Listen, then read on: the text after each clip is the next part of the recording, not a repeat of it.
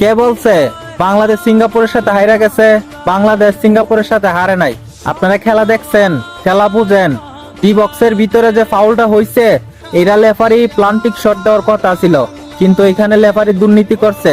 যদি সেখানে প্লান্টিক শটটা দিত তাহলে হয়তো বাংলাদেশ জিততো, আর নয় খেলাটা ড্র হইতো। এই নিয়ে তিনটা ম্যাচ বাংলাদেশে খেলছে। প্রথম ম্যাচটা হয়েছে ইন্ডিয়ার লগে ড্র করছে, তারপরে ভুটানের লগে 2 গোলে বাংলাদেশ জিতছে, তারপরে দিয়া এই সিঙ্গাপুরের লগে খেলাটা আসছে। 3টে খেলা হয়েছে, তিনটাই কি তারা জিততে আসছিল, একটাকে হারবার কথা ছিল না, এই জন্য একটা তারা হারছে। এই নিয়ে মন খারাপ করার কিছু নেই, ট্রল করার কিছু নেই। কিছু কিছু মানুষ দেখি এই নিজের দেশ নিয়ে, তারপরে নিজের দেশের প্লেয়ার নিয়ে তারা ট্রল করে, হামজারে নিয়ে ট্রল করে।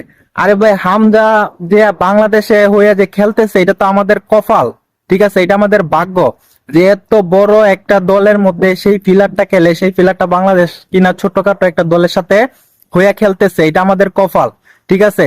তো আমরা তাদেরকে ট্রোল না কইরা আমরা তাদেরকে সাপোর্ট দেই যেন তারা সামনে আরো আগায় যেতে পারে, ভালো কিছু করতে পারে। আমি তো এই সিঙ্গাপুরের সাথে বাংলাদেশের খেলা দেখে আমি তো পুরো এখন বাংলাদেশ ফুটবল টিমের ভক্ত হয়ে গেছি। আপনারা আমার মতো কয়জন ভক্ত হইছেন বাংলাদেশ ফুটবল টিমের? অবশ্যই কমেন্ট বক্সে বইলা যাবেন। ধন্যবাদ সবাইকে, ভালো থাকবেন, আল্লাহ হাফেজ।